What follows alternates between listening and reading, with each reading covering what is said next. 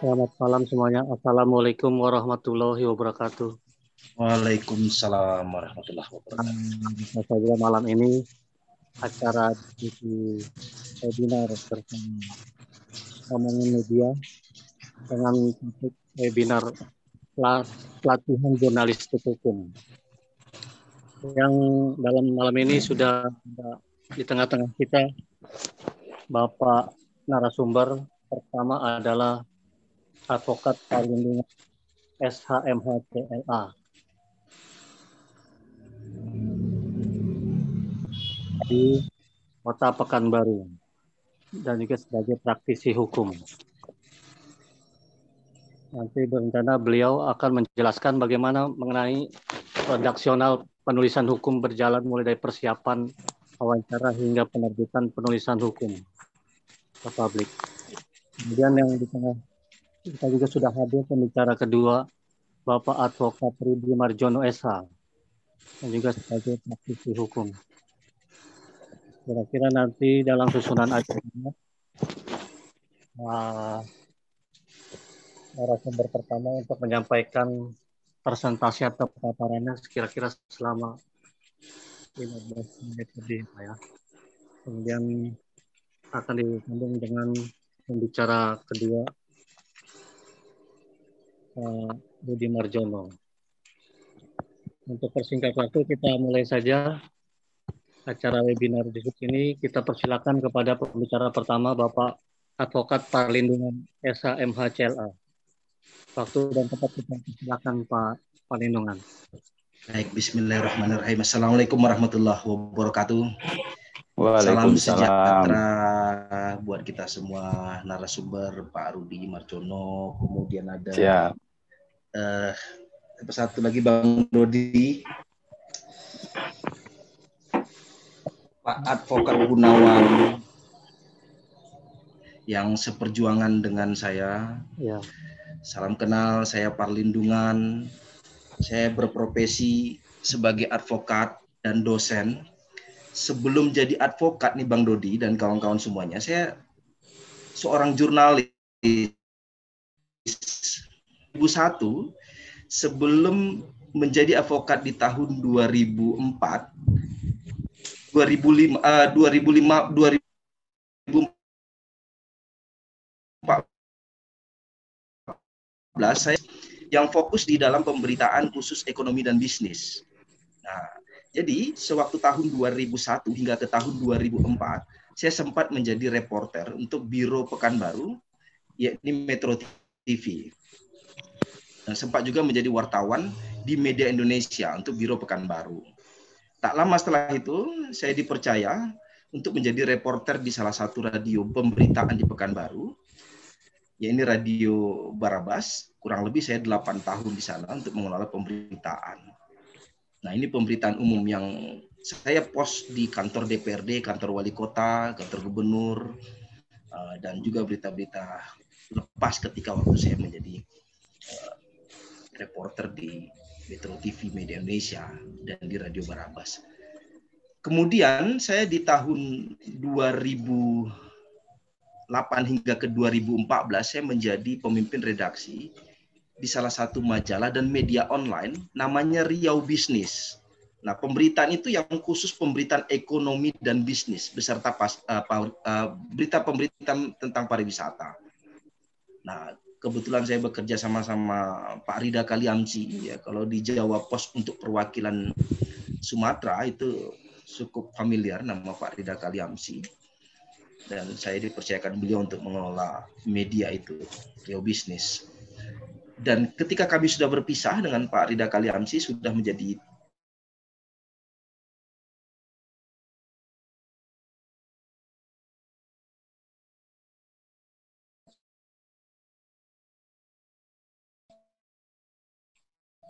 bukan lagi bagian online Riau Bisnis. Nah, nanti saya akan jelaskan sedikit bagaimana tentang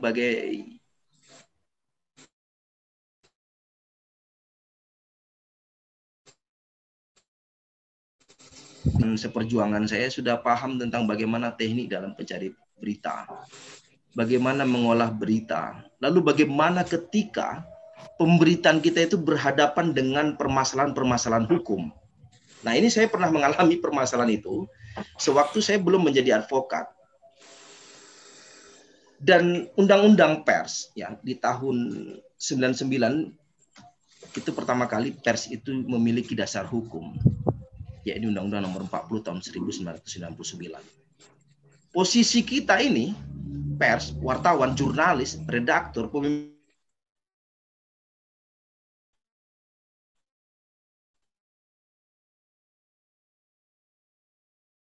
redaksi tahun 1999 tentang pers.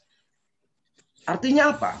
Posisi pers, posisi jurnalis, setiap langkahnya, setiap pemikirannya, setiap ketikannya, setiap tulisannya, setiap narasinya, setiap yang dia wawancara itu dilindungi oleh hukum. Pendirian Kepolisian Republik Indonesia, Undang-Undang Kepolisian. Hakim begitu juga, dilindungi oleh hukum. Ada dasar hukum pembentukan kehakiman. Advokat begitu juga. Dia didirikan berdasarkan undang-undang.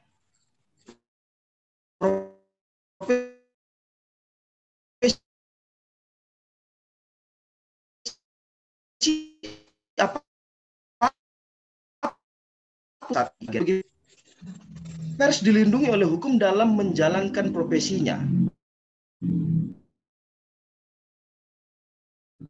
Boleh kasar ditawan dalam menulis pemberitaan, lalu dimasukkan di dalam jeratan permasalahan hukum.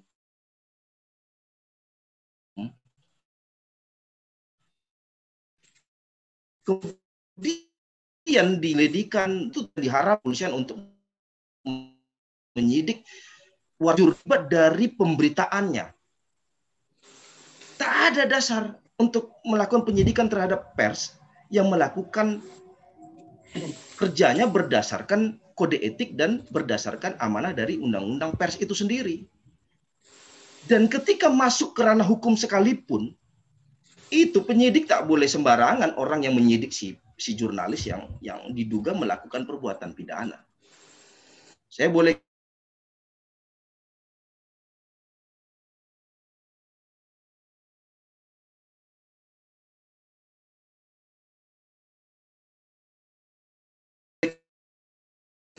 klaim dimulai dengan undang-undang pers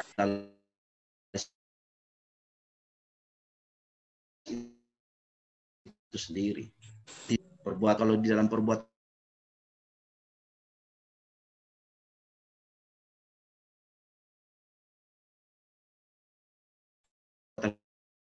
pidana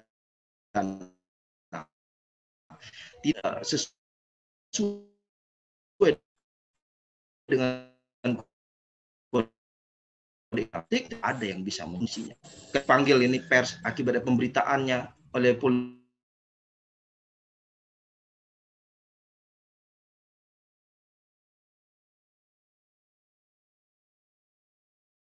lalu jangan kita turuti. Kenapa? Karena kita memiliki mekanisme. Apa yang menjadi dasar dari pemanggilan kepolisian itu? Apa dasar dari si pelapor?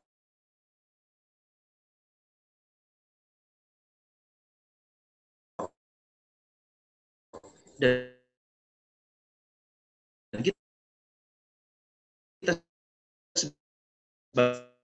fungsi kita sebagai ketika kalau hak jawabnya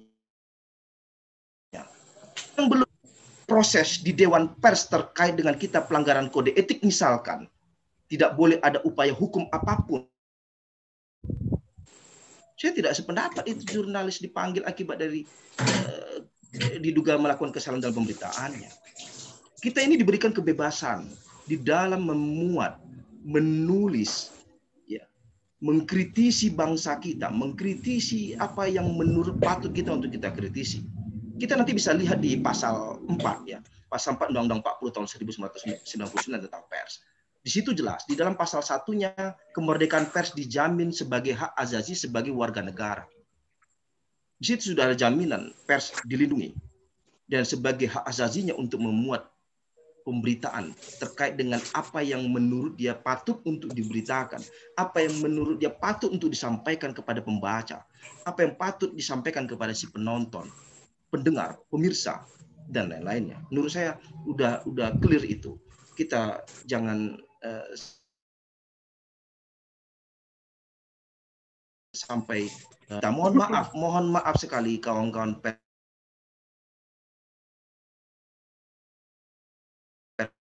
dan jurnalis. Jangan berkecil hati dengan profesi-profesi lain yang memiliki pendapatan khusus. Kepolisian, hakim, jaksa, TNI, advokat, dan pers. Saya akui, saya sampai sekarang masih mengelola media.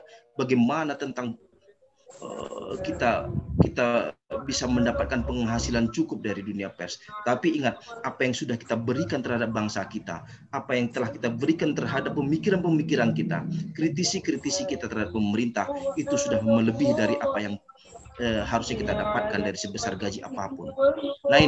Nah menurut saya ketika Bang Rudi mempertanyakan bagaimana dari aspek hukum ketika pers dalam menjalankan tugas fungsinya, pers dilindungi oleh undang-undang. Keberadaannya hadir di Indonesia ini pers dilindungi oleh undang-undang.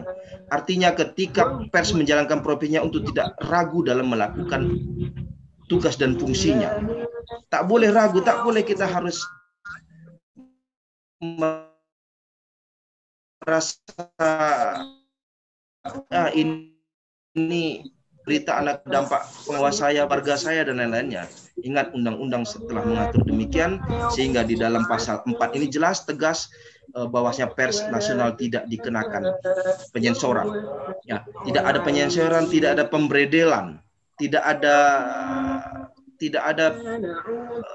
apa nama istilah, kita dilarang untuk tidak memuat berita apapun.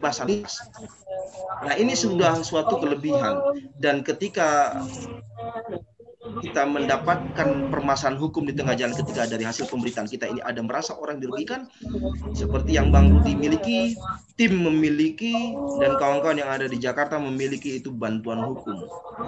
Bantuan hukumnya ini yang menjadi dasar kita ketika setiap lembaga pers, setiap organisasi-organisasi pers, setiap perusahaan-perusahaan pers itu minimal harus ada kuasa hukum.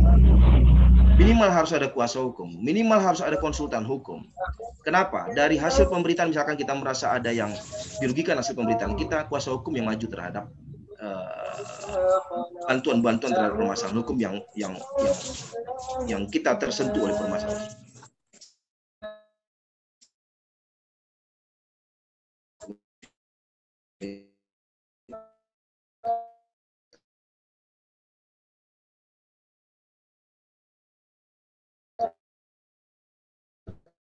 Kenapa orang dengan bermodalkan uang, orang itu bisa menganiaya dengan membiayai orang lain untuk menganiaya? Nah, jurnalis adalah orang rentan terhadap permasalahan-permasalahan seperti itu. Dan saya pernah menjadi pengalaman terburuk tentang itu. Saya mendapat ancaman, rumah saya akan dibakar akibat dari saya meliput berita, ya, penganiayaan yang dilakukan oleh seorang tokoh, ya, penganiayaan terhadap seseorang. Saya memiliki rekaman videonya, lalu dimuat di Metro TV dan menjadi top feature pada hari itu jam 9:30 malam. Karena mereka tahu saya, tak lebih dari jam 10 malam saya diteror sampai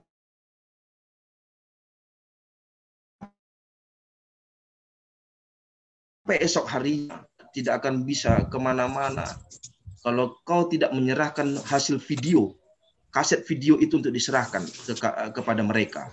Kenapa? Yang mereka khawatirkan dari kaset video rekaman saya melalui handycam itu menjadi bukti kalau dia bisa dipidana akibat dari pemukulannya. Kenapa? Karena itu satu-satunya alat bukti untuk memasukkan dia ke dalam penjara akibat penganiayaan yang dia lakukan.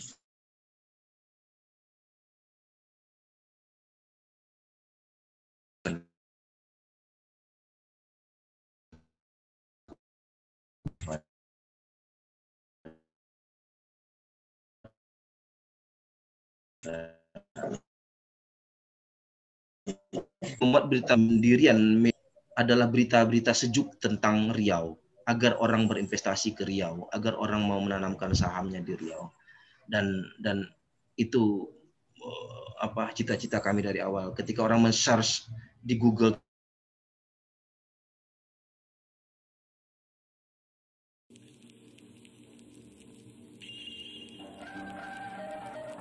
bicara masalah delik pers ya, delik pers sendiri sebenarnya ini leg spesialis atau delik umum. Kadang-kadang penegak hukum juga, mohon maaf, bukannya mereka itu tidak memahami masalah ini, seringkali mencari kesalahan. Entah itu karena memang berita itu sangat menyudutkan pihak tertentu, sehingga pihak yang berkompeten masalah berita itu akhirnya tidak menerima, dan mereka melakukan langkah-langkah hukum seperti itu. Yang ini harus dipahami oleh teman-teman media, gitu. Makanya dalam mengunggah suatu pemberitaan, memang diharapkan teman-teman media harus memahami tentang bahasa-bahasa hukum, sehingga tidak hal tersebut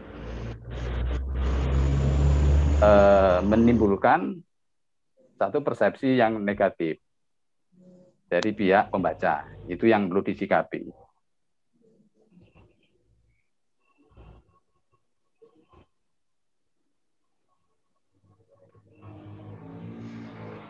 Ya memang butuh ya, teman-teman media sendiri ya harusnya juga paling tidak memahami tentang istilah-istilah hukum, terus bagaimana cara menyajikan sebuah berita itu yang sekiranya juga tidak menimbulkan satu persepsi hukum yang bisa mengandung unsur-unsur pidana. Satu misal ada unsur pencemaran nama baik, ataupun satu hal yang sifatnya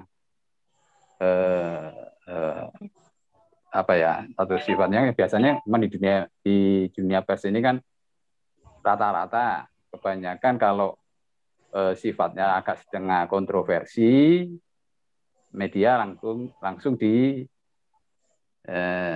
judgment bahwa ini mengandung pencemaran nama baik, penghinaan dan sebagainya. Dan mereka kadang-kadang ditakut-takuti dengan undang-undang ITE gitu loh.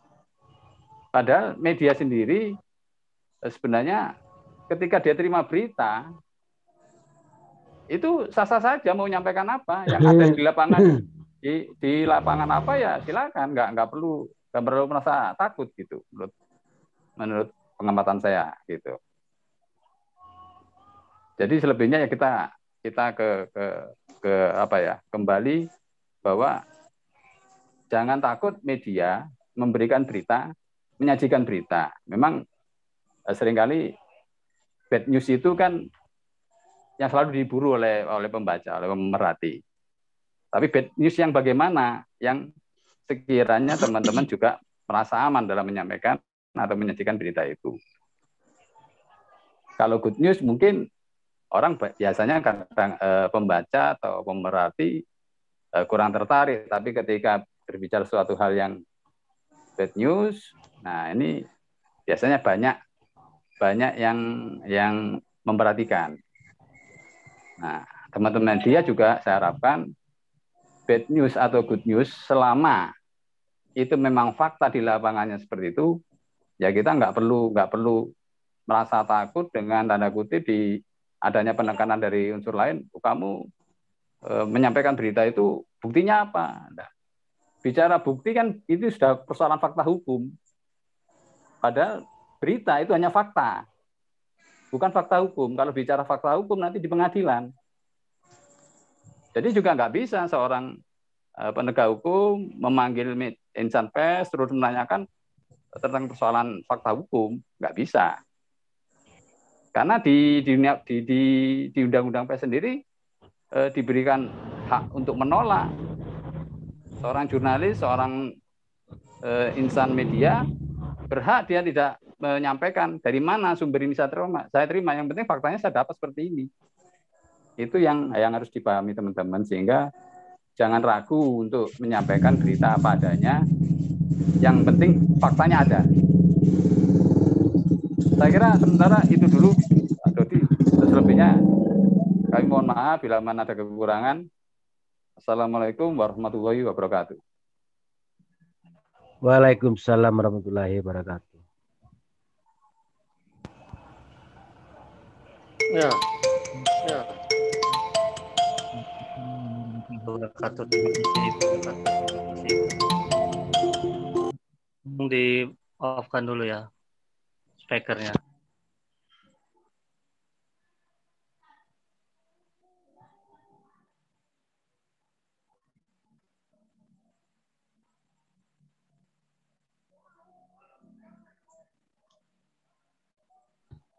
Izin Pak Moderator, Pak Dodi, suaranya nggak Ya, kedengaran ya. Pak. Iya tadi di mute Pak. Iya Bisa Pak. monitor. Oke. Iya Pak. Boleh diulang Pak. Oke. Siap. Terima kasih Pak. Terima kasih banyak Pak narasumber kita yang kedua, Pak Rudi Marjono, atas paparannya sebagai bekal kepada kita rekan-rekan media di lapangan dalam bekerja sebagai seorang jurnalis. Berikutnya kita sesi tanya jawab dari para peserta ini. Ada yang menarik tadi dari sampaikan oleh Pak Moita ya dari Sulawesi Tenggara.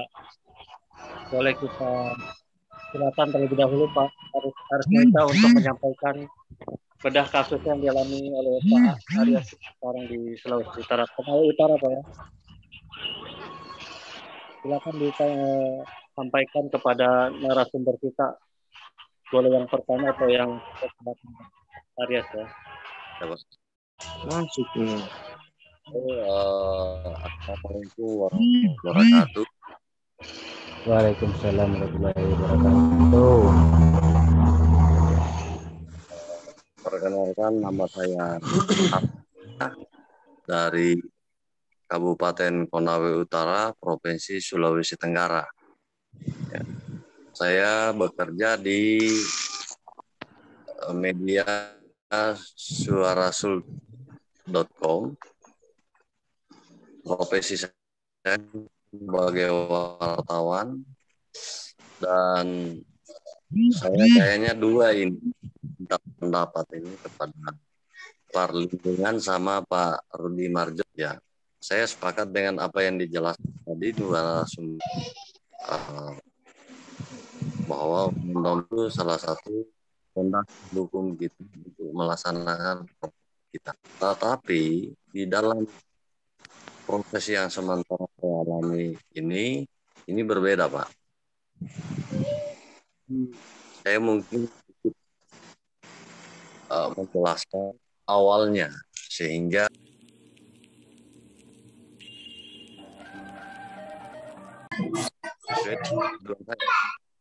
nah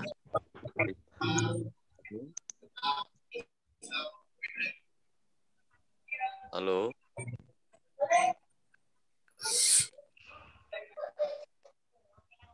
Ya lanjut Bang. Halo. Bang.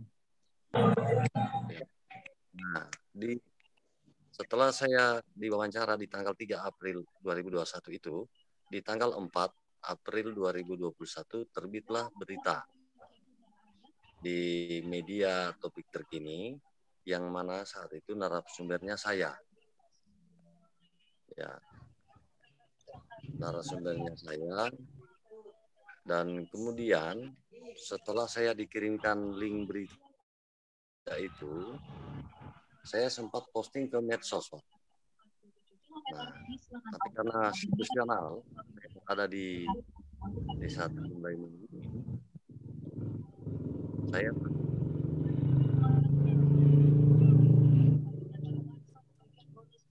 itu dari akun saya, akun pribadi saya. Belakangan hari di tanggal 7 April 2021, oknum desa ini, nama BD ini melaporkan saya di Polda Sultra dengan dugaan pencemaran nama baik, karena dalam berita itu disebutkan nama desanya. Dan di tanggal 9 saya dapat surat undangan dari Polda Sultra, bagian Subdit Nantikan sejumlah informasi aktual lainnya mendengar dalam bersama kami. menghadiri. Membantu Pak, tali televisinya Pak, kurang jelas suaranya Pak.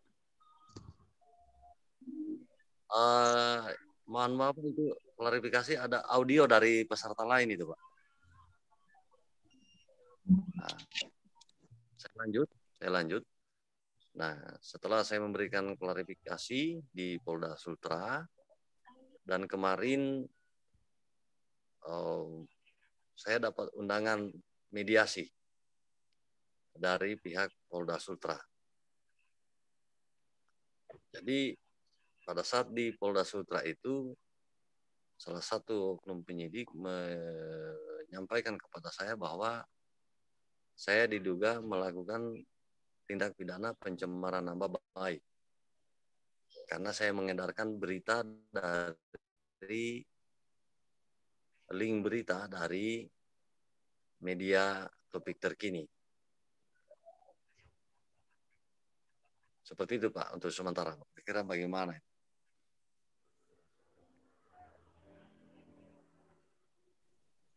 Ya, sudah Pak Aris ya. Ya, kita mohon arahan daripada pembicara kita Pak Parlindungan. Mohon petunjuknya kira-kira bagaimana untuk studi kasus dari Pak Aris Moto ini. Baik. Yang saya tangkap tadi Bang Aras ini dipanggil di Polda karena saya baru bergabung tadi, terputus terkait dengan pemberitaan yang dimuat di media. Makanya tadi saya sampaikan tidak ada kewenangan polisi menyidik terkait dengan pemberitaan yang kita berikan. Sepanjang pemberitaan kita itu sudah melalui proses yang terangkum di dalam kode etik jurnalistik, kode etik jurnalistik. Dan sepanjang pemberitaan itu tidak bertentangan dengan undang-undang pers. Sebelum, ini sekarang ada diduga melakukan pelanggaran kode etik jurnalistik. Harus diselesaikan secara internal terlebih dahulu. Ketika sudah bertentangan dengan pasal 5. Nah, ini kita lihat. Ketika sudah bertentangan dengan pasal 5 Undang-Undang Nomor 40 tahun 1945. Misal, dari pemberitaan kita, lalu orang merasa dirugikan, akibat dari pemberitaan kita orang merasa dirugikan. Lalu orang yang merasa dirugikan meminta kepada kita untuk diberikan hak jawab. Kita tidak mau. Lalu dia melakukan upaya pendekatan untuk melakukan hak koreksi. Kita tidak mau. Kemudian pemberitaan kita ini bertentangan dengan agama. Lalu melanggar tentang norma-norma keagamaan yang diatur dalam bangsa Indonesia. Apakah mencaci maki ras, agama tertentu, suku, maupun yang lainnya. Ketika proses ini sudah dilalui dan kita tidak mau melakukan upaya koreksi, tidak mau melakukan upaya hak jawab terhadap seseorang yang merasa dirugikan, itu pun harus diselesaikan terlebih dahulu secara internal di Dewan Pers, tidak langsung ke kepolisian. Tidak ada rekomendasi terhadap seseorang wartawan untuk diperiksa, disidik, dan akan direkomendasikan menjadi tersangka akibat dari pemberitaannya. Di dalam undang-undang tidak mengatur demikian. Tidak ada sanksi pidana bagi mereka. Di dalam pasal 18, ketika sudah melakukan pelanggaran-pelanggaran yang seperti dimasukkan dalam pasal 5, dan setelah diselesaikan secara di Dewan Pers kita dinyatakan adalah bersalah, itu perusahaan yang diberikan sanksi denda, bukan ada sanksi kurungan. Dendanya apa? Yaitu 500 juta rupiah. Panjang prosesnya sehingga dia bisa didenda 500 juta rupiah bagi si perusahaan. Tidak bisa menetapkan seseorang wartawan, jurnalis tersangka akibat dari pemberitaannya. Itu bertentangan dengan undang-undang. Dan si penyidik itu harus belajar itu tentang ilmu-ilmu undang-undang yang diatur selain dari undang-undang kepolisian. Ada undang-undang pers. Di situ ada hak asasi manusia. Di undang-undang itu memberikan kebebasan kepada pers untuk melakukan pemberitaan apapun. Sekarang dia tidak boleh bertentangan dengan kode etik. Oke, kita melakukan pelanggaran kode etik. Diselesaikan secara internal di Dewan Pers. Dewan Pers merekomendasi bahwasanya kita telah melakukan kesalahan yang sangat besar, pelanggaran kode etik yang sudah kita lakukan. Tidak ada kewenangan polisi untuk melakukan itu. Kemudian ketika ada perlu diberikan hak jawab, kasih hak jawab. Hak koreksi, berikan hak koreksi agar selesai urusan kita. Oh, agak berat kita, gitu kan? Agak berat, tidak rekomendasi untuk diberikan. Kasih saja 2 paragraf di situ. Yang penting sudah ada hak jawab. Yang penting hak jawab. Mau menentukan 1 halaman kan tidak ada. Minimal paragrafnya tidak ada. Berapa kata tidak ada. Buat aja 1 paragraf, 2 paragraf, selesai. Nah, ini yang menjadi pesan penting kita. Terus Bang Aras, jangan khawatir dengan pemanggilan itu. Itu adalah cara pendekatan masyarakat agar Bang Aras agar diperhatikan kita wartawan itu. Kenapa? Mungkin kita dipandang sebelah mata. Kemudian ada orang yang memiliki modal besar untuk memainkan hukum, sehingga kita orang jurnalis yang memiliki kelemahan secara materi mungkin bisa saja dikendalikan dengan yang seperti itu. Jangan khawatir Bang Aras, saya adalah orang yang pernah mengalami apa yang Bang Aras alami dulu. Saya Bang Aras, saya di tahun 2012 saya mendapatkan beasiswa dari Lembaga Pers Dr. Sutomo, bekerja sama dengan Duta Besar Norwegia, terpilihlah 10 wartawan terbaik di Indonesia untuk dididik tentang pembuatan berita lingkungan. Saya kebetulan dapat secara mendadak untuk ditugaskan di Sulawesi Tenggara. Saya dapat liputan di Puncak Punggoloba, di Pegunungan Nipa-Nipa. Saya di sana justru disandra oleh warga. Di sana sebagian besar yang tinggal di Puncak Punggoloba adalah suku Muna. Suku Muna yang terkenal, tanda kutip apakah benar atau tidak, suku Muna itu terkenal keras. Akibat dari kekerasannya sehingga dia tidak bisa diusir dari Pegunungan Nipa-Nipa, Puncak Punggoloba itu. Kenapa? Karena di sana mereka sudah bercocok tanam, menebang pohon katanya untuk pembangunan rumah mereka. Sehingga mereka harus diusir karena merupakan kawasan hutan lindung. Saya masuk ke sana, saya masuk ke Puncak Punggoloba, saya disandra oleh puluhan warga yang ada di sana, membawa parang, membawa panah, membawa pisau dan lain-lainnya. Dikiranya saya adalah orang utusan dari gubernur waktu itu, namanya Gubernur Nur Alam pada saat itu. Dan tulisan saya menjadi tulisan terbaik. Di antara 10 wartawan pilihan itu, tulisan saya menjadi tulisan terbaik. Saya buat feature pemberitaan yang ada saya alami karena saya mempertaruhkan nyawa untuk mendapatkan sebuah berita yang menarik. Nah, begitu.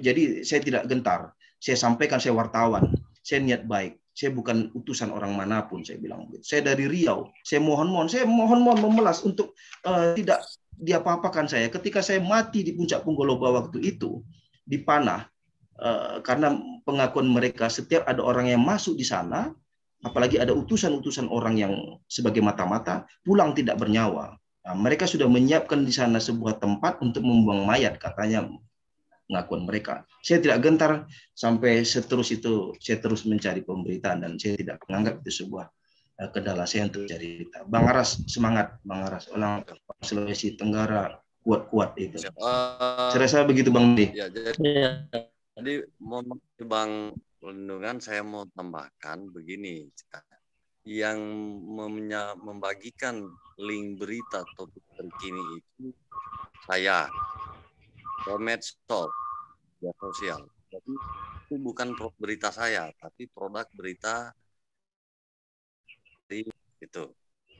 Itulah yang dipersoalkan. Sehingga saya saat ini diadukan ke Polda Sumatera. Nah, ini gimana seperti itu Pak? Apakah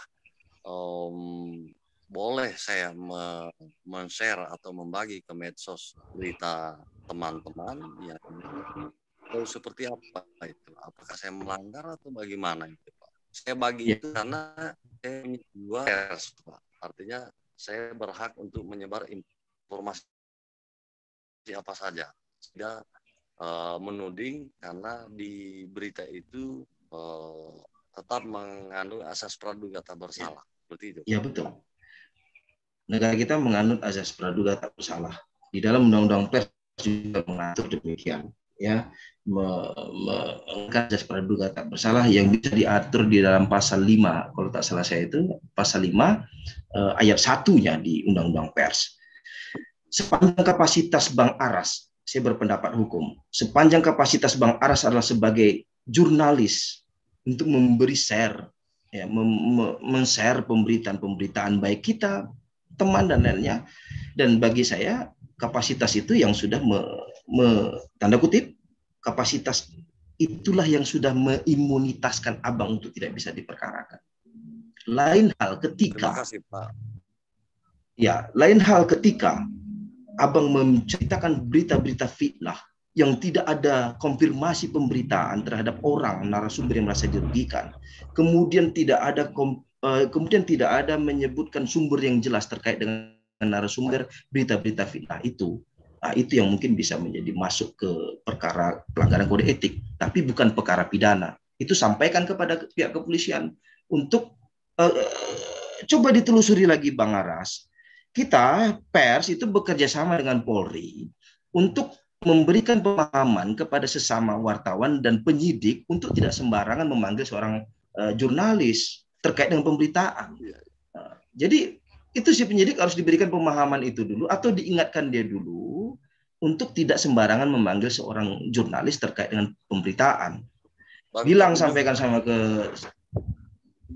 ke penyidik bahwa ya Bang. Izin Bang dengan yang gagah ini jadi begini. Di pemberitaan topik terkini itu narasumbernya saya juga, Pak. Karena saya berbicara sebagai warga di Desa Laineo, Kecamatan Sawah, Kabupaten Konawe Utara, Provinsi Sulawesi Tenggara.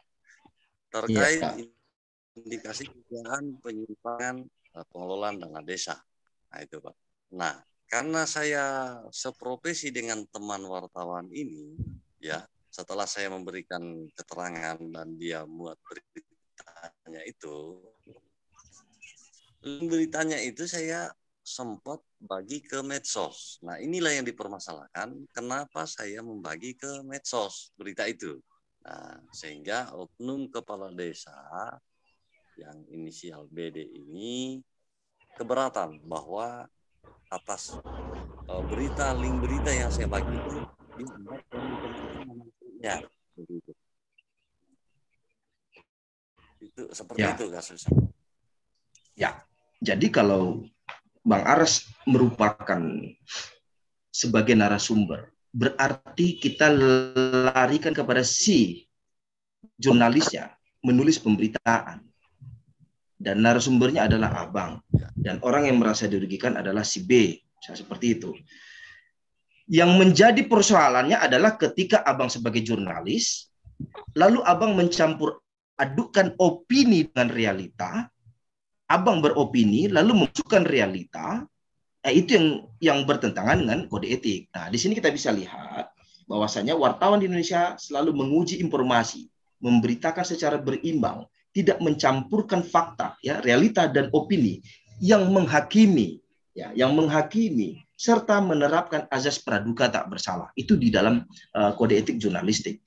Dan ketika lagi-lagi kewenangan polisi untuk menindaklanjuti terkait pemberitaan itu, abang tidak perlu untuk khawatir. Kenapa? Karena yang bertanggung jawab terhadap pemberitaan itu adalah teman abang yang menulis pemberitaan, kan begitu, ya.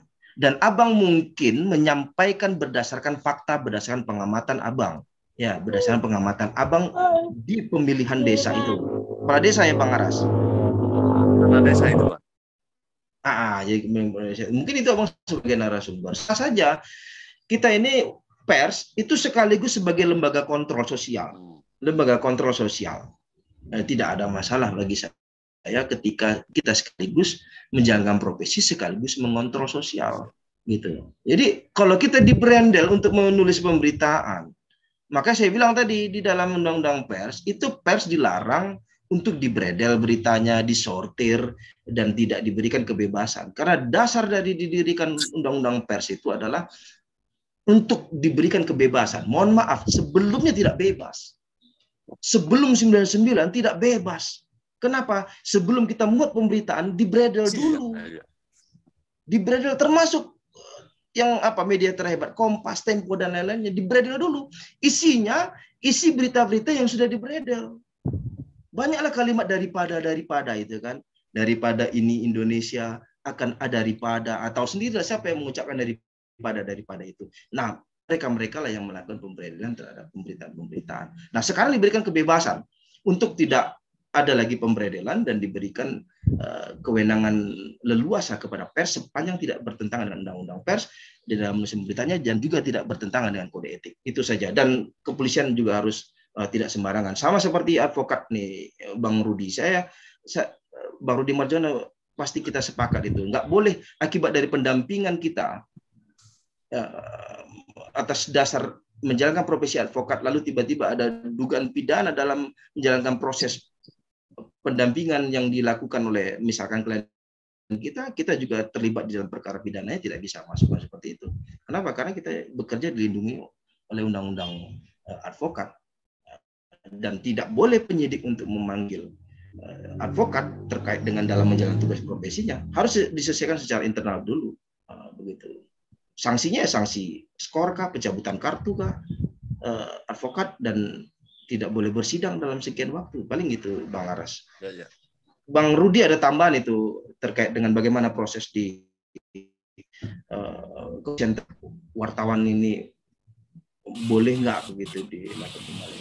Dikaitkan dengan profesi kita juga nih, Bang Rudi. Siap Bang. Ya. Jadi saya sedikit menambahi apa yang sudah disampaikan Bang Perlindungan terkait apa yang jadi permasalahan yang sedang dihadapi oleh Bang Aras tadi ya. Kalau saya cermati, Bang Aras sekarang lagi dijadikan terlapor mungkin dari penyidik terkait dengan terkait dengan dia men-share berita yang mana dia di dalam berita itu sebagai narasumber. Kemudian Kemudian itu dijadikan berita oleh rekan pers juga, sehingga menjadi satu berita. Kan begitu Bang Aras ya? Nah, karena itu sudah menjadi berita, Bang Aras kemudian men-share berita itu kepada sosial media. Nah, tindakan men-share berita ini dianggap oleh penyidik bahwa Abang melakukan tindakan mungkin bisa jadi pencemaran nama baik, entah nanti akan dikait-kaitkan dengan Undang-Undang ITE dan sebagainya, kan begitu. Tepat sekali. Nah, menurut hemat saya gini Bang, jadi sebenarnya men-share berita, meskipun Abang di dalamnya sebagai salah satu narasumber yang menyampaikan kepada media terkait masalah dan dugaan korupsi satu misal dalam kasus itu, korupsi dana desa, dan sudah menjadi berita, namanya dugaan atau sifatnya itu karena menjadi polemik di masyarakat sehingga menjadi berita dan diunggah lewat media, dan Abang hanya sekedar men-share berita itu sebenarnya sah-sah saja, nggak ada yang dipersoalkan di situ. Gitu. Itu satu pertama. Yang kedua, tidak ada pidana untuk men-share berita kalau memang linknya jelas. Artinya ini yang kita share adalah berita-berita media online, satu misal di situ. Sehingga jelas. Kecuali satu misal Abang men-share berita dengan merekayasa judul satu misal ya. Dan itu bertentangan dengan link dari media online itu sendiri. Itu kadang-kadang seringkali yang di dunia sosmed itu kan sering bicaranya begini tapi kemudian dipelintir, dipelesetkan menjadi begini sehingga ada asumsi negatif. Nah, ketika itu yang di-share dengan screenshot kemudian masuk ke WA atau sosial media lain, kemudian setelah dikomparasi dengan link beritanya nggak cocok, nah itu baru salah. Itu baru salah. Tapi kalau selama linknya jelas dan beritanya jelas, Abang sebagai salah satu narasumber yang dimintai keterangan dari pihak pers, Pak ini ada apa sih Pak kok rame-rame satu misal itu. Ya ini masalah ada indikasi korupsi bansos. Nah, karena yang namanya indikasi ini kan belum tentu memang kembali lagi asas praduga tak bersalah. Betul Pak. Apakah terus kemudian apakah orang yang mendengar fakta di lapangan seperti itu kemudian dipersalahkan, oh kamu nggak punya data kok berani-beraninya kamu ngomong ada kan seperti itu. Nah ini penyidik seperti ini gitu loh. Karena masyarakat publik itu kan nggak tahu, yang dengar ini rame-rame ada persoalan yang dilakukan oknum kepala desa, itu sudah cukup jadi berita sebenarnya. Ya, apakah ada atau enggak indikasi itu ya tugas kepolisian begitu. Makanya aneh ketika pihak-pihak tertentu yang dijadikan berita, jadi konsumsi publik nggak terima, sehingga menyerang balik pada satu narasumber, kepada media yang terkait itu, kemudian wah mereka nggak punya bukti apa-apa kok nuduh-nuduh saya. Nah, ini yang perlu diluruskan sebenarnya. Harusnya penyidik kan berterima kasih, ini ada indikasi korupsi, sudah masuk berita. Harusnya tugas penyidik menindaklanjuti dengan proses penyidik. Harusnya begitu, tidak terus menghantam para narasumber atau media yang menulis berita, nggak seperti itu yang jadi sengkarutnya dunia pers saat ini, sehingga kebanyakan teman-teman media sekarang agak ketakutan gitu loh. Karena kalau bicara masalah fakta, ini cukup bagi media untuk membuat berita, sudah cukup dengan fakta. Kejadian yang dia lihat aja udah cukup. Tidak harus dibuktikan, ini buktinya itu beda lagi. Ya, gitu loh. Itu Bang ya. Jadi kalau menurut saya nggak ada kesalahan sih Abang untuk men-share berita kalau memang sudah linknya jelas. Di situ tidak ada indikasi rekayasa dengan merubah judul atau apa, gitu Bang. Menurut saya seperti itu. Ya. Itu Bang. Ya. Makasih banyak Pak. Bahkan saya yang dipanggil, termasuk teman yang wartawan yang meliput saya, yang sampai membuat berita itu juga diundang di sana, di Polda. Dan ini sudah memberikan keterangan sesuai dengan apa yang fakta di lapangan. Gitu. Jadi ini juga informasi juga ini Abang semua. Saya peroleh awalnya ini pengelolaan dana desa di tempat saya ini tidak transparan. Nah, berjalan karena kita biasa bersahabat dengan internet. Saya masuk di portal Kementerian Desa. Saat itu di portal Kementerian Desa ada menu Sistem Informasi Desa (SID). Saya coba cari karena tidak adanya informasi dari pemerintah desa kepada kami selaku masyarakat. Kami cari di situ dan alhamdulillah kami temukan Pak.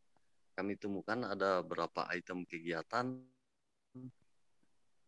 di dalam SID itu ada anggarannya, tapi di desa kami tidak ada Pak. Sehingga timbul dugaan kami ada indikasi. Ya. Pak. Makasih banyak Pak. Siap ya. Baik. Bagaimana Pak? Kira-kira sudah Pak ya? Ya, alhamdulillah Pak. Banyak. Kita kasih kesempatan kepada peserta yang lain. Apa ada yang mau menyampaikan pertanyaan kepada narasumber? Ya. Silakan. Mohon izin moderator.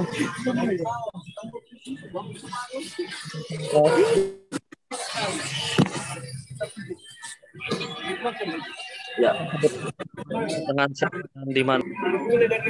Cek. Oke, moderator mohon izin. Dengan siapa? Sebutkan namanya dan berada sekarang di posisi di mana lokasinya. Oke. Terima kasih moderator dan narasumber serta rekan-rekan yang hari ini mengikuti webinar. Saya Ikas dari Sulawesi Tenggara juga. Melanjutkan daripada pertanyaan tadi saudara saya Aras Moita terkait pemberitaan juga, saya ingin minta penjelasan dari para narasumber terkait ini. Dengan seiring perkembangan teknologi yang memberikan kemudahan, kemudian sehingga siapapun bisa dengan mudah membuat sebuah media atau khususnya media online untuk kemudian dikelola gitu. Yang saya ingin tanyakan begini, terkadang kita menemukan bahwa ada sebuah pemberitaan yang saya bisa bilang manajemennya tusuk sate gitu. Masa model penulisannya gini, bahwa narasumbernya dia, penulisnya dia, editornya dia, dan dia pula yang mempublish di medianya gitu. Nah, yang saya ingin tanyakan adalah bagaimana perspektif hukumnya seperti itu? Apakah memang itu kemudian tidak melanggar dari kode etik, atau dari perspektif hukum sendiri, apakah itu kemudian ada ruang untuk kemudian diperkarakan gitu? Itu yang pertama. Yang kedua, ini saya kerap menemukan di berbagai pemberitaan, jadi media tentunya mengutamakan keakuratan gitu. Nah, dalam sebuah pemberitaan, misalnya gini, yang pernah kejadian di Sulawesi Tenggara, yaitu kasus positif COVID-nya Ibu Gubernur, yang pada akhirnya meninggal gitu. Nah, pemberitaan ramai di teman-teman media bahwa Ibu Gubernur positif COVID dan tengah dirawat di rumah sakit. Pasca berita tersebut terbit, kemudian Kominfo Provinsi Sulawesi Tenggara mengcapture judul dan link berita dari media, kemudian memposting di media sosial, khususnya di Facebook, dan mengatakan bahwa itu hoax. Yang ingin saya tanyakan, apakah tindakan Kominfo tersebut bisa dibawa ke ranah hukum dengan menggunakan Undang-Undang ITE? Karena jelas fakta tersebut kemudian dibantah, dikatakan hoax gitu. Nah, apakah tindakan pemerintah provinsi sendiri itu bisa dibawa ke ranah hukum karena telah mungkin indikasinya pencemaran nama baik terhadap medianya gitu.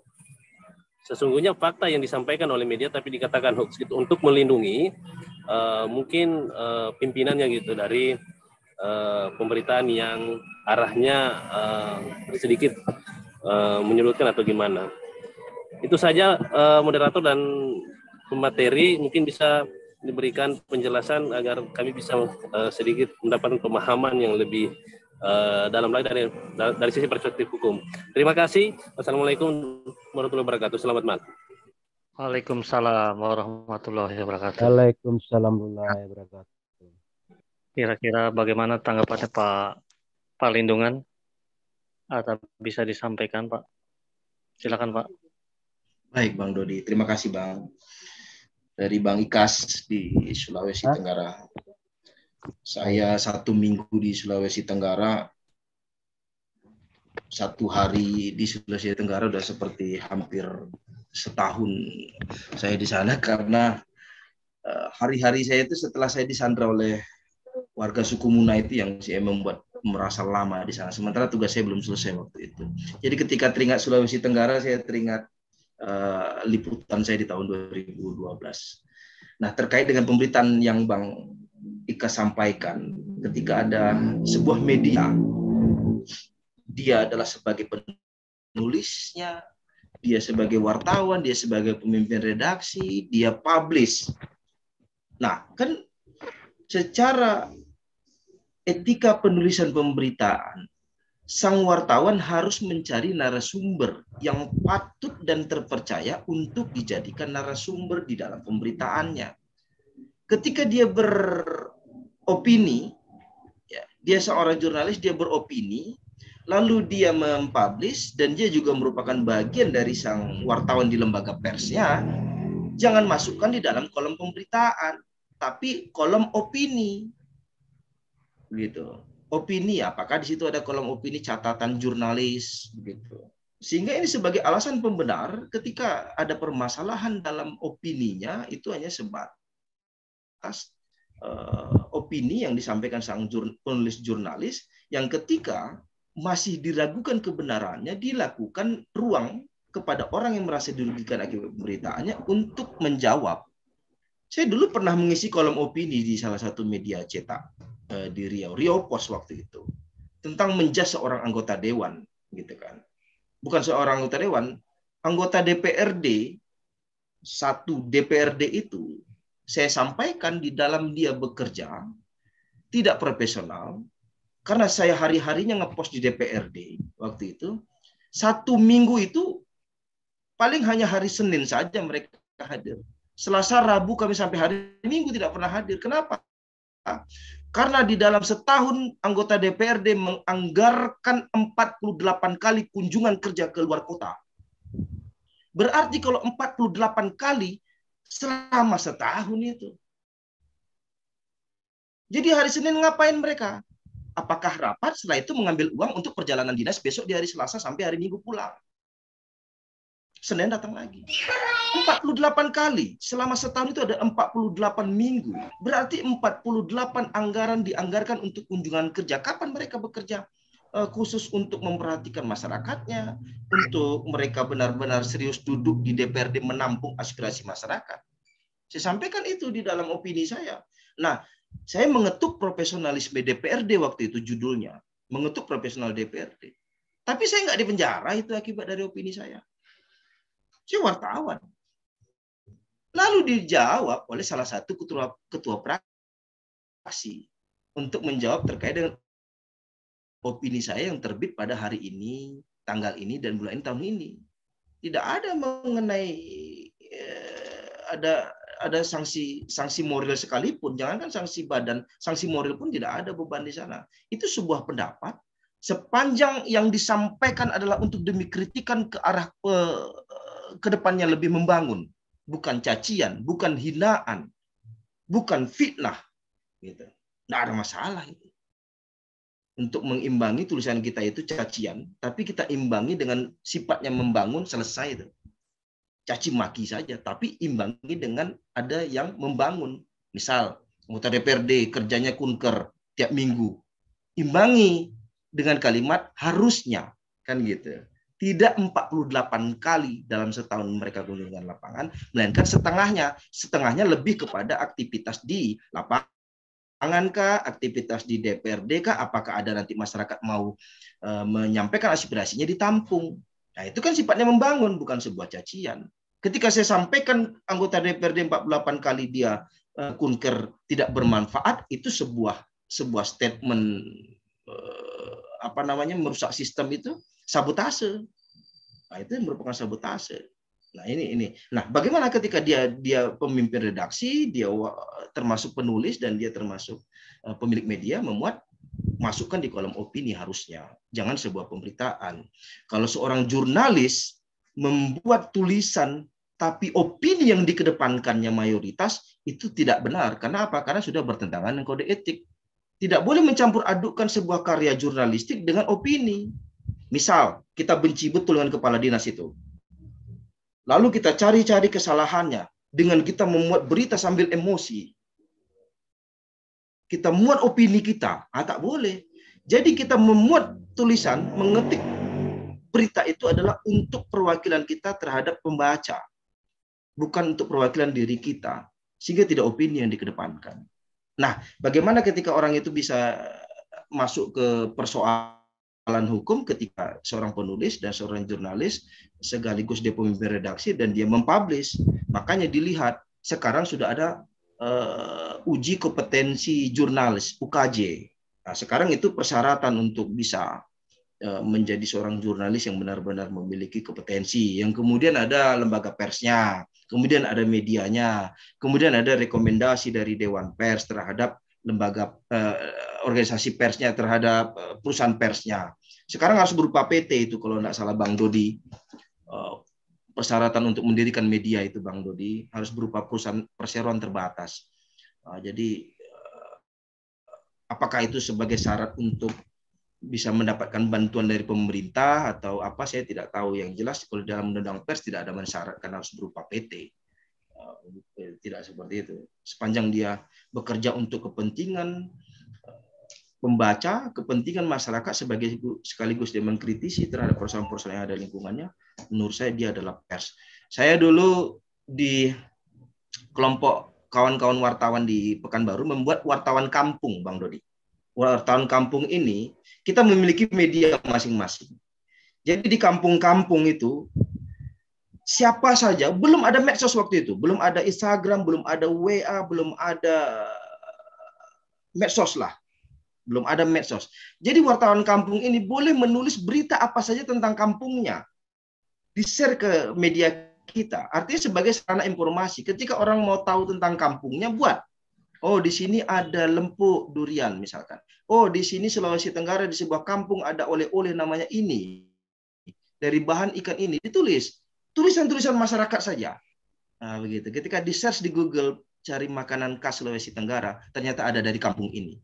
Nah, gitu. Itu ide kita. Mungkin Bang Dodi dan kawan-kawan bisa membuat wacana itu karena kami udah buyar, sudah tidak lagi melaksanakan kegiatan seperti itu karena itu menurut saya sudah lebih baik untuk mempromosikan suatu desa, suatu daerah, suatu kelebihan-kelebihan suatu kampung, atau ada pemberitaan apa? Misalnya ada kecelakaan pada hari ini, atau ada tanah longsor di kampung A, diberitakan cepat, di-share. Media online ini kan per detik itu Bang Dodi. Dulu kalau media cetak, nunggu besok dulu pemberitaan kita. Kenapa media cetak itu mati? Tanda kutip. Karena dia harus nunggu besok cetaknya.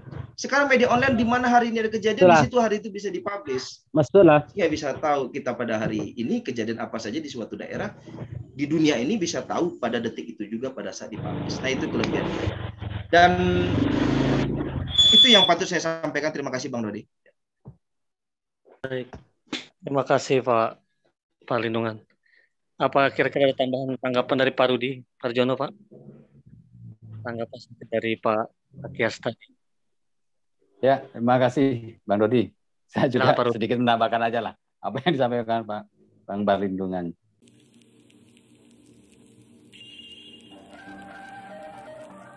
Dalam suatu meliput berita tidak ada salahnya juga dia mengutip beberapa narasumber untuk memperkuat fakta yang dia liput dalam pemberitaan itu. Pada prinsipnya itu sepanjang satu memang berita itu fakta di lapangannya ada. Nah, yang kedua terkait dengan pertanyaan Bang Ikas yang kedua, apakah kami sudah melakukan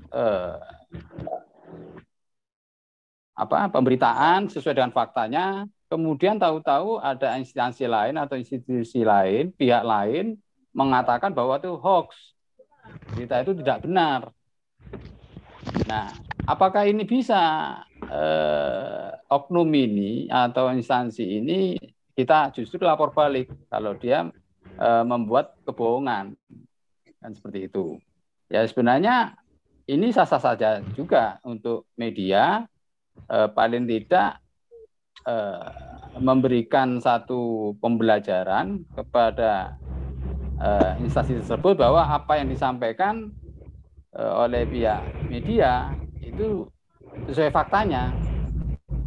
Memang dalam konteks pemberitaan yang sifatnya bad news, satu misal ya, menurut tanda kutip bad news menurut institusi yang memang lagi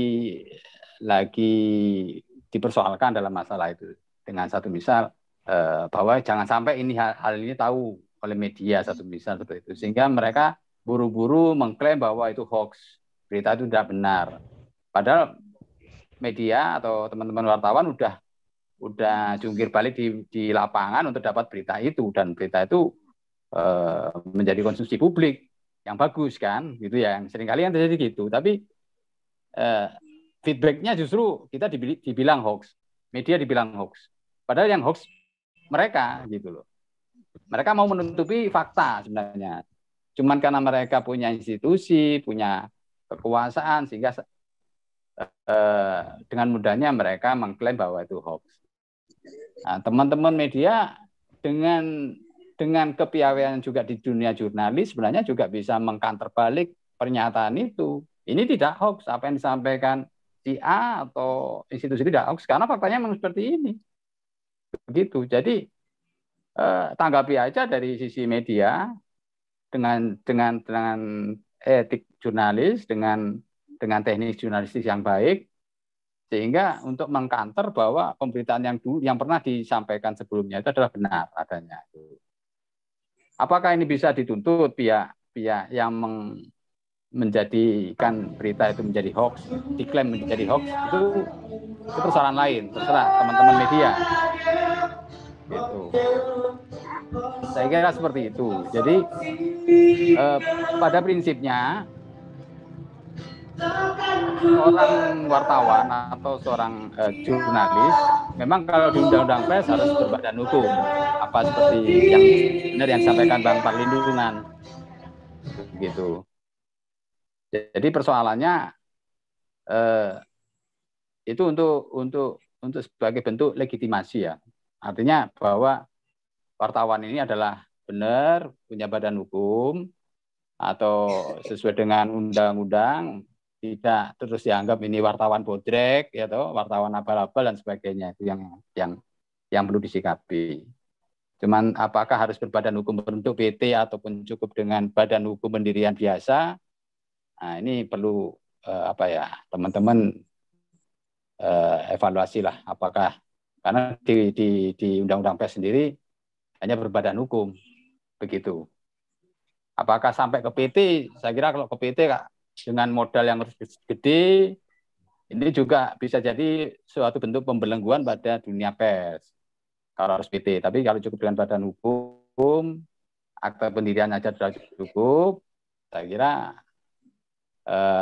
untuk melegitimasi bahwa dia seorang jurnalis atau seorang wartawan, itu saya kira sudah mewakili eksistensi dari wartawan itu sendiri. Jadi begitu Bang Ikas ya, mungkin ada pertanyaan. Itu Bang Dodi, baik, terima kasih. sampaikan Bang. Ya, oke. Banyak tanggapannya Pak Rudi Marjono atas jawaban dari pertanyaan dari Pak Akyas. Untuk daerah lain kira-kira gimana? Ada dari provinsi selain Sulawesi? Apakah ada yang mengajukan pertanyaan dari Pulau Kalimantan atau Pulau Jawa? Dari rekan-rekan media. Ini Bang Weli Manurung, saya lihat ada monitor. Sudah masuk Bang Weli Manurung, pengacara juga SHMH. Monitor Bang Weli. Izin pas. Silakan Bang Weli. Nah, silakan berikan tanggapannya nih, Pak pengacara Weli Manurung. Pak Welisman Manurung, silakan. Izin Bang Dodi, tanggapan saya sudah dirangkum tadi sama Abang Perlindungan, sama Bang Rudi juga. Jadi saya nggak bisa kasih tanggapan lagi nih. Tanggapan lagi nih, coba kira-kira 1-2 menit mengenai topik kita malam ini, Bang Weli. Kalau mengenai itu PKPU bagaimana ini, Bang Weli? Penulisannya. Kita rekan-rekan media pengen belajar dari Pak Welisman Manurung ini, yang ahli di bidang PKPU dan pailitan. Nah, ini si Bang Dodi ini berlebihan. saya bukan pakar di PKPU, Bang. Tolong diberikan ini arahan petunjuknya pada rekan-rekan media ini di seluruh Indonesia ini, Bang. Cara menulis di bidang PKPU atau kepailitan, Bang. Izin, Bang, saya tidak bisa beri tanggapan terkait itu karena memang bukan di bidang saya kalau PKPU. Cuman kalau terkait tadi jurnalistik ya saya harap sih untuk rekan-rekan wartawan itu kalau mencari berita itu atau menyajikan berita itu ya berimbang lah datanya. Seperti itu sih kalau dari saya. Terkadang kalau di lapangan kalau sudah ada beberapa kepentingan itu berita itu jadi tidak berimbang sih. Itu sih sepengalaman saya di lapangan sih. Itu aja sih paling Bang yang bisa saya sampaikan saat ini. Terima kasih Bang Dodi. Oke. Terima kasih Bang Weli. Jadi hanya memberikan tanggapan sedikit aja nih. Oke. Kepada rekan-rekan media apakah ada lagi izin pertanyaan? Izin Ya, silakan. Izin, Assalamualaikum. Izin Bang. Waalaikumsalam. Dari daerah mana? Dari Riau, Bang. Kota Dumai. Silakan. Provinsi Riau. Iya. Dengan Bang Endi. Oke, Bang Endi, silakan. Ya, Assalamualaikum warahmatullahi wabarakatuh. Waalaikumsalam. Satu aja, Bang, pertanyaannya buat Pak Perlindungan mungkin ada yang bisa dijawab. Terkait Riau, bagaimana tanggapan dari Pak Perlindungan, Pak, terkait dengan asumsi media yang masuk dengan peraturan daripada BPKRI, Pak? Mohon izin, mungkin itu yang saya ingin tanyakan, Pak Perlindungan. Assalamualaikum warahmatullahi wabarakatuh.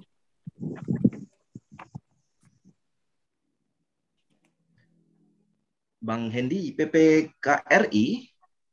Ya, Pak, yang Apa ini, Bang?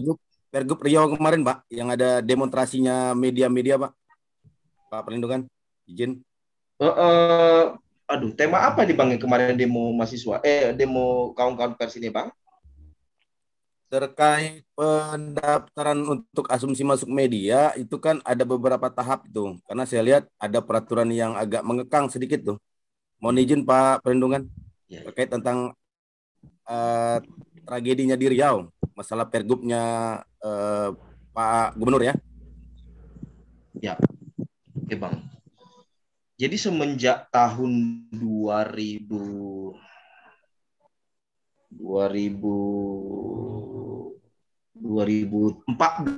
kalau tak salah saya itu wartawan yang kami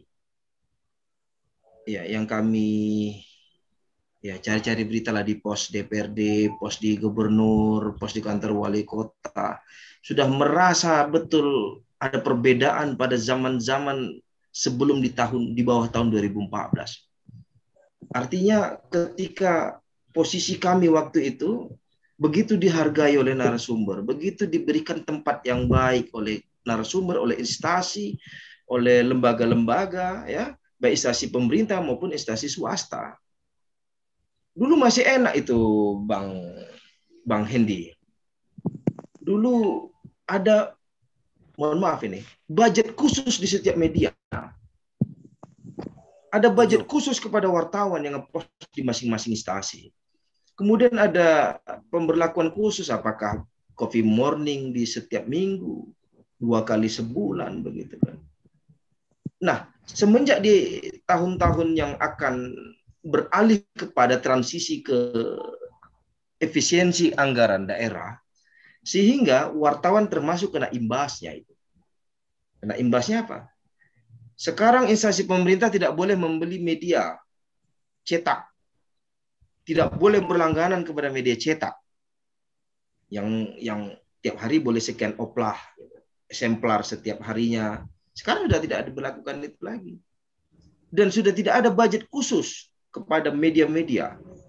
Dan tidak ada galeri-galeri foto di setiap media yang itu sebagai salah satu pendapatan bagi media. Galeri foto ini apakah kegiatan gubernur pada upacara 17-an misalkan. Masukkan ke media untuk dimasukkan foto-fotonya sebagai galeri foto kegiatan 17-an. Sehingga ada biaya tambahan di sana terhadap media. Itu halal itu.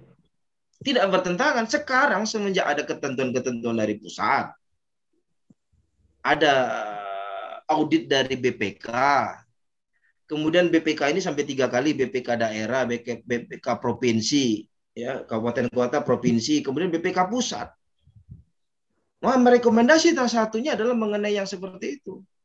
Tidak ada budget khusus terhadap media. Padahal media ini harusnya dijadikan mitra oleh instansi pemerintah maupun swasta. Makanya tidak salah kalau media ini kadang beritanya kritisnya nilainya 100, ketika bekerja sama kan kekritisannya hanya menjadi 75. Tetap kritis. Tidak boleh hilang idealisnya sebagai jurnalis.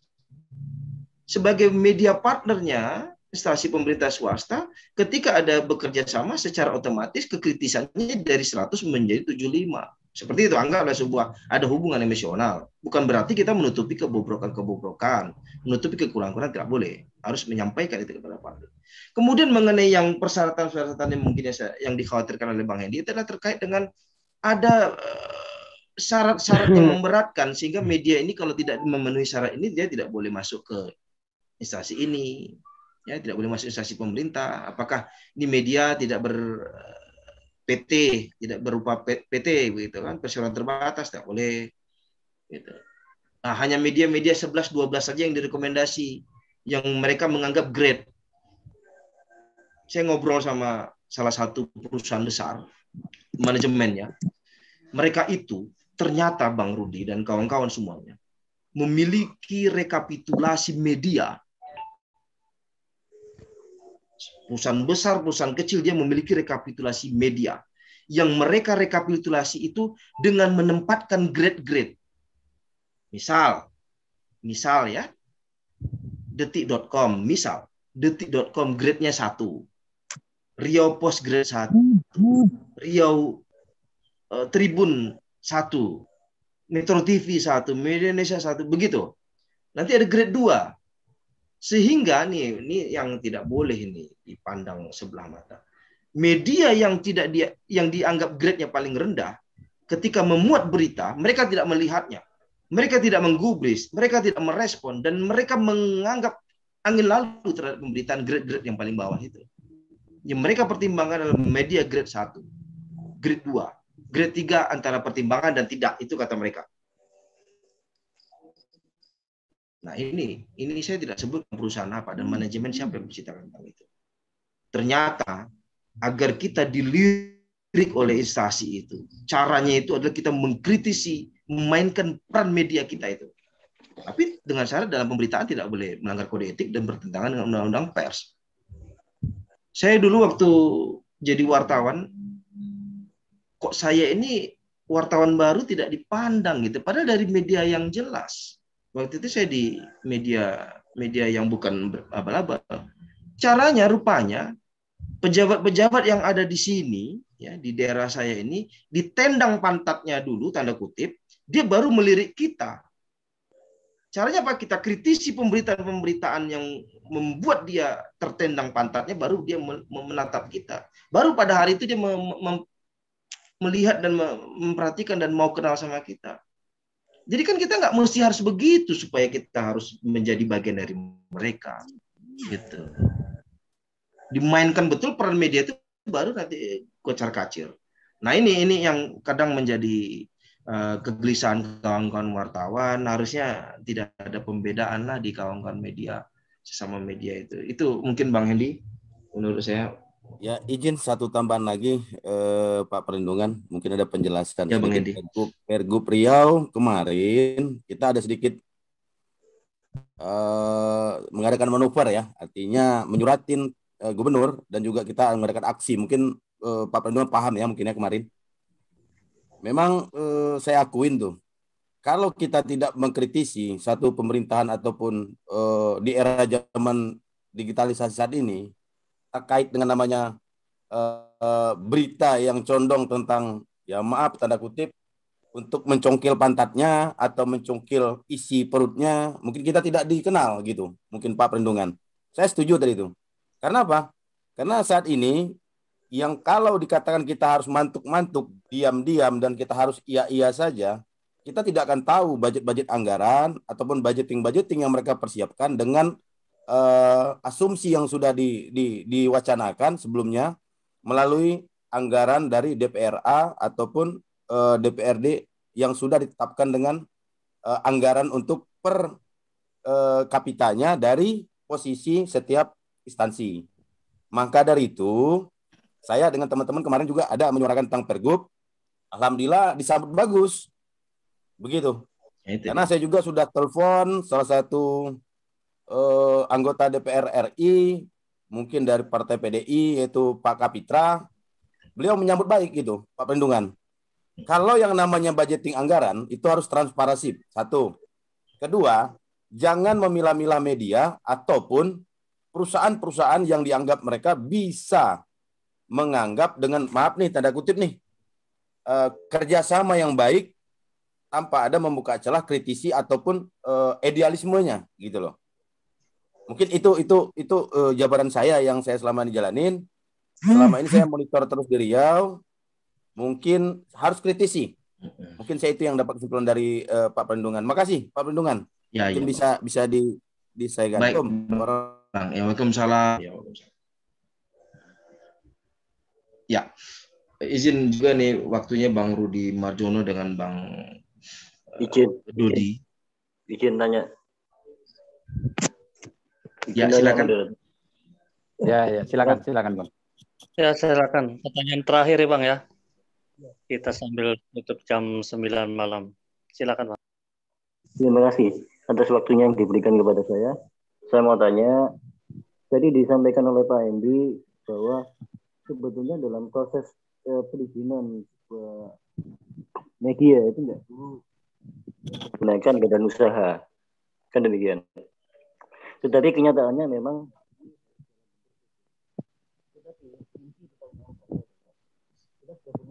terputus ya. Pembentukan dalam bentuk PT, termasuk NPWP. Nah, tetapi ada satu masalah, yakni sertifikasi Dewan Pers. Nah, inilah yang menjadi masalah besar bagi media yang saat ini untuk melakukan mitra dengan Ya izin Pak, suaranya boleh dibesarin sedikit Pak, didekatin mix-nya. Suara Bapak Iya, kurang iya. kedengarannya. Iya, Iya. nggak dengar ini. Bang Abraham. Halo. Iya, halo. Selamat Iya. malam. Dengar? Iya Pak Sonata, Ya, silakan selamat masuk. malam. Ah, Iya, terima kasih. baik, terima kasih Pak. Televisinya nggak jelas, Pak. Televisi, Pak. Televisi, Pak. Iya Pak, Halo. silakan Pak, silakan. Iya, terima kasih. Pertanyaan saya pada moderator ya, untuk Pak Hendy. Tadi disampaikan oleh Pak Hendy bahwa sebetulnya di dalam proses pendirian media itu dalam undang-undang atau aturannya tidak mengharuskan untuk dalam bentuk badan usaha. Nah, sepanjang media itu memberitakan sesuatu yang benar dan faktual dan menyangkut publik, ini sudah disebut media dan dibenarkan. Tetapi pada kenyataannya pada hari ini media harus berbentuk PT. Di samping itu juga terkait dengan pengurusan NPWP dan hal-hal yang terkait. Nah, jadi pertanyaan saya yang paling inti adalah hari ini ternyata media untuk melakukan join kemitraan dengan pemerintah ataupun instansi itu, media itu harus memiliki sertifikasi Dewan Pers. Tapi untuk mendapatkan sertifikasi Dewan Pers ini tidak sangatlah mudah, gitu loh. Nah, ini solusinya bagaimana? Jadi kan bertentangan dengan undang-undang yang sudah ada terkait pers. Dengan apa? Dengan mendikotomikan bahwa media itu harus mendapatkan sertifikasi Dewan Pers untuk melakukan join kemitraan. Dalam hal ini yang saya maksud adalah mendapatkan pendanaan dari pemerintah. Nah, apa solusinya bagi media yang mendapatkan sertifikasi Dewan Pers? Demikian pertanyaan saya. Terima kasih.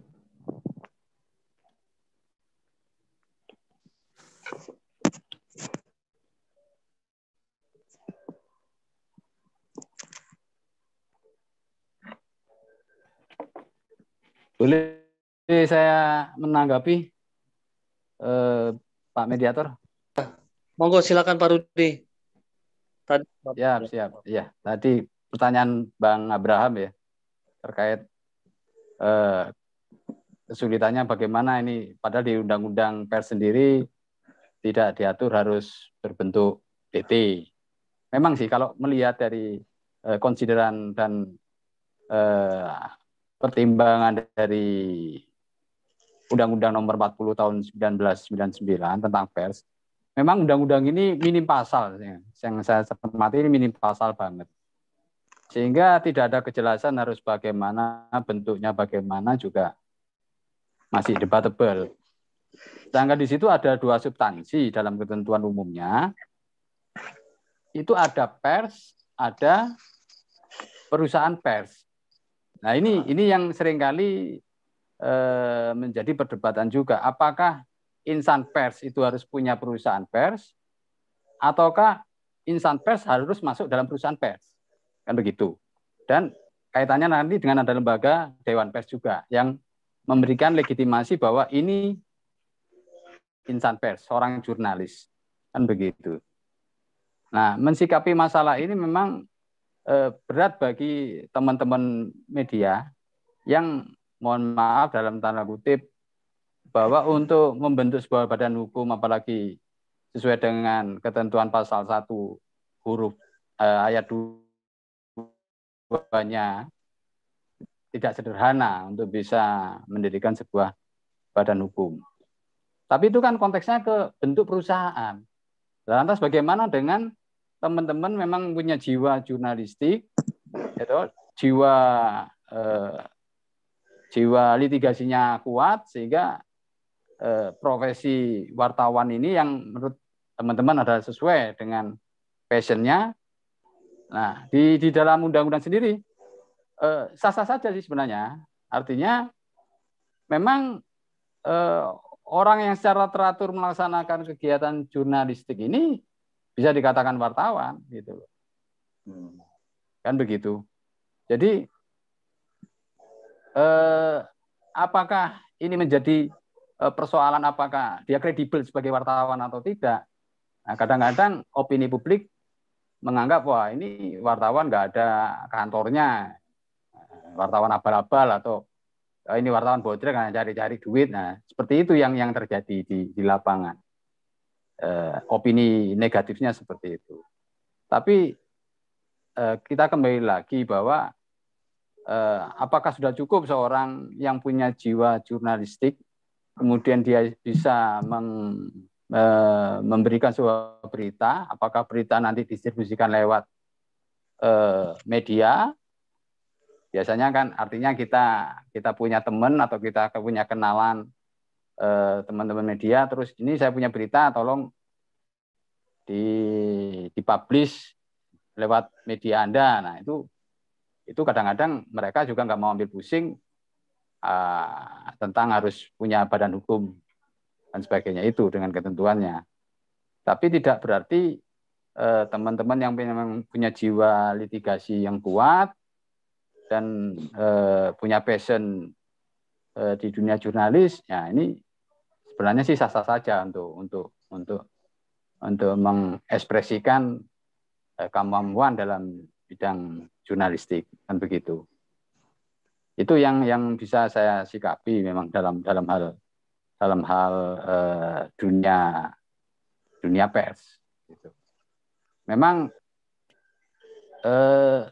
Dewan Pers sendiri mengendaki bahwa wartawan itu harus di bawah naungan kantor berita. Kantor berita ini apakah harus berbentuk perusahaan pers?